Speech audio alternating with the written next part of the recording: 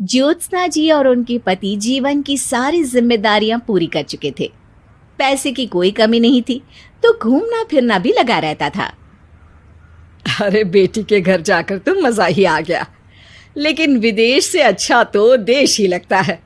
अब मन को चैन मिला। अरे लेकिन वहां की औरतें देखिए, कितनी फिट, स्मार्ट और चमकती हुई। आदत से तो बाज नहीं आओगे आप। अरे मजाक कर रहा हूँ यार। अच्छा मैं जरा बाजार होकर आता हूँ। पति बाजार जाता है, जहां उसे एक अजीब सी दुकान दिखाई देती है। अरे ये क्या बात हुई? अंदर आओ 50 के, बाहर निकलो 40 के। हम आपकी 10 साल उम्र कम करते हैं। अरे ऐसा क्या करते हैं भला? जरा अंदर जाकर ही देख लेता हूँ। अंदर एक सुंदर सी लड़की खड़ी होती है।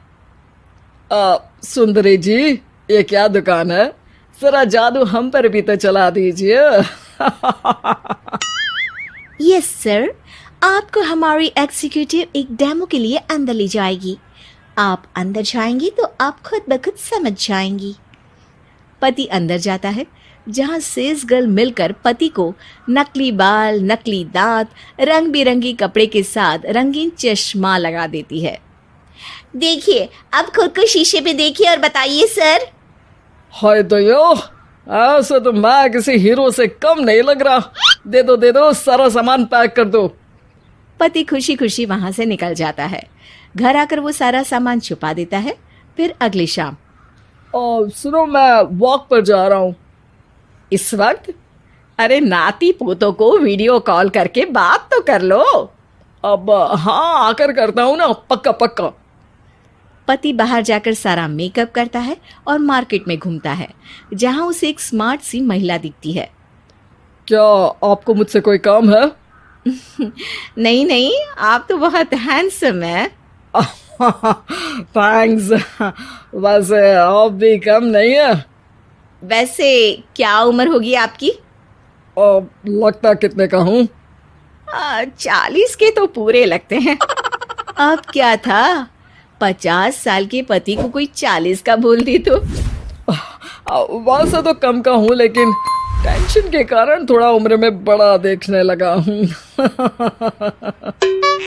ओह सच्ची? आप 40 के पूरे नहीं हो?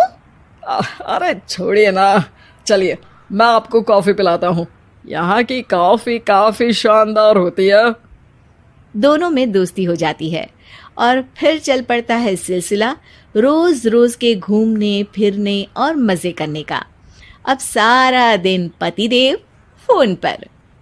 अरे नाश्ता तो कर लीजिए, क्या सारा दिन फोन पर लगे रहते हैं? अरे यार जरूरी काम कर रहा हूँ मैं। रिटायर हो, पेंशन मिलती है, कोई काम नहीं है, फिर कौन सा जरूरी काम आन पड़ा आजकल? अरे एक प्रोजेक्ट के सोशल नेटवर्किंग का काम है, उसी पर काम कर रहा हूँ। ठीक है, चलो अब नाश्ता कर लो, देर हो रही है। पति अपना नकली सारा सामान बिस्तर के पास छुपा कर सोता, सुबह चुपके से पहनकर बाहर जाता और घर आने पर उतार देता। एक दिन पड़ोसन कहती है, अरे ज्योत्सना बहन, तुम लोगों के घर कोई हैंडसम सा आदमी रहने आया है क्या? अरे कहाँ यार, मैं और ये दो ही तो लोग हैं घर में। हैंडसम सी शक्ल देखे तो मुझे भी जमाना हो गया है।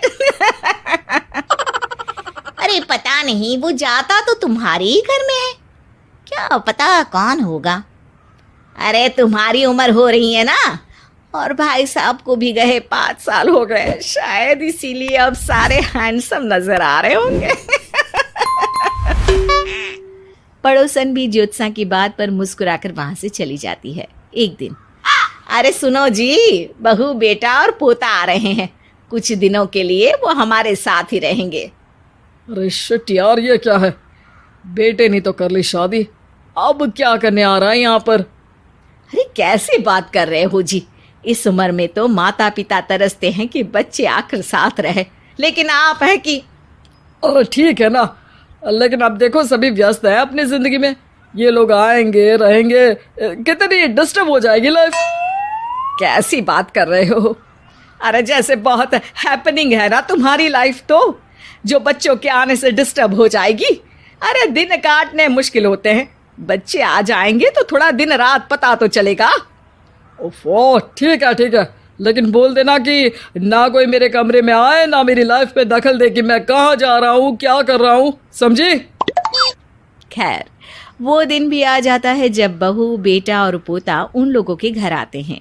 एक दिन, माँ जी, आज मेड नहीं आई है तो मैं आप लोगों के कमरे में झाड़ू लगा देती हूँ। अरे नहीं बहू, वो तेरे पापा को ना पसंद नहीं है कि कोई उनके कमरे में जाए। तू छोड़ ना, मैं खुद ही लगा दूंगी। सास को समझ में नहीं आता कि आखिर उसके पति ने किसी को कमरे में जाने से मना क्यों कर रखा है। खैर, वो साफ सफाई करके बाहर निकल आती है, लेकिन कहते हैं ना, बच्चा तो अबोध होता है, उसे किसी बात का क्या पता। वो खेलते खेलते दादा के बिस्तर तक पहुंच जाता है और बाहर ले आता है दादा का वो सारा सामान जो वो लगाकर घूमते थे। ज्योत्सना की नजर उस सामान पर पड़ती है। वो बच्चे से पकड़कर कमरे में लाती है और पैकेट खोलकर देखती है। हाय रे दैया, ये क्या? लग रहा है कि आजकल ये प्रोजेक्ट नया मिला हुआ है।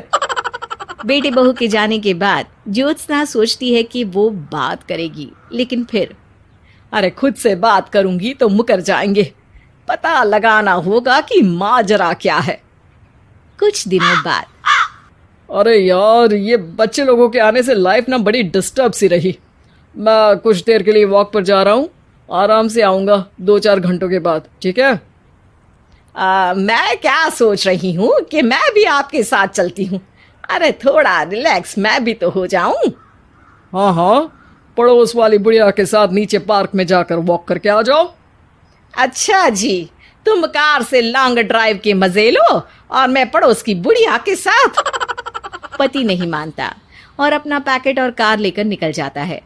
रास्ते से वो उस महिला मित्र को फोन करता है।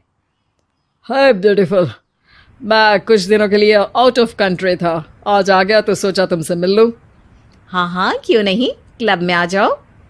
पति क्लब में पहुंचता है, सारा नकली सामान चिपका भी लेता है, लेकिन उसे पता नहीं होता कि ज्योत्सना ने सबका गोंद निकाल दिया है। ओ बेबी, मैंने आपको बहुत मिस किया। मैंने भी। लेकिन वो जैसे ही हंसता है, उसके नकली बाल गिरकर हाथ में आ जाते हैं, जिससे उसका सर गंजा दिखता है। ओ ये क्या? तभी उसका दांत भी हाथ में आ जाता है और ज्योत्सना के पति का सारा बुढ़ापा उसकी दोस्त के सामने आ जाता है। हे भगवान, अंकल जी, कौन है आप? क्या ऐसी बात कर रही हो अंकल? मैं तो तुम्हारा दोस्त हूँ। अरे पर हो तो अंकल ही ना।